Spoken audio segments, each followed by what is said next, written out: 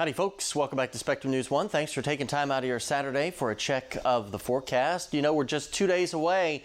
I'm sure the excitement is building across the tri-state for the big eclipse on Monday afternoon. But the main big question is, what about the cloud cover? Will we be able to see it? So here's the latest model data. What we're showing you here is I've kind of changed things up. Obviously, where you see the green, that's where viewing conditions will be the absolute best. Yellows and reds, that's where you're going to start to see some of that thicker cloud cover.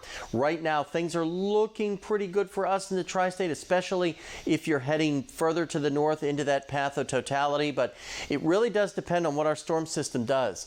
The exact track, the strength of it, and that'll dictate how much cloud cover that we will see. So you're going to want to keep checking back with us over the next 36 hours or so for updates.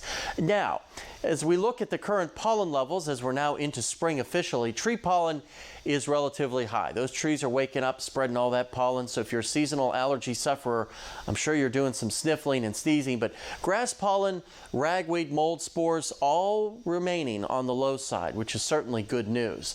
Overall, also good news today will be lots of sunshine for the most part for many of us.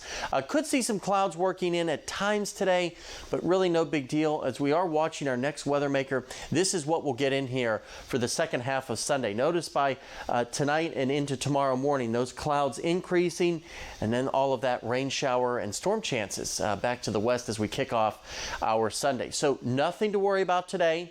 Lots of sunshine, very warm temperatures. But by tomorrow morning, clouds start to build in ahead of our next weather maker.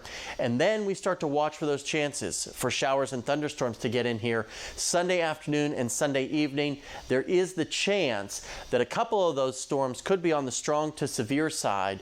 You see the Storm Prediction Center highlighting a marginal risk, a 1, so the lowest threat. But there could be 1 or 2 severe storms posing mainly a wind and a hail threat. But not today. 60s for our highs.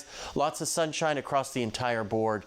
A gorgeous day to get outside. And then tonight, chilly, but not nearly as cold as it was this morning. Basically everybody in the 40s. And you can see right now the eclipse is looking good. But as I said, keep checking back with us. After that, though, the pattern turns much more active with rain and storm chances a good part of the week.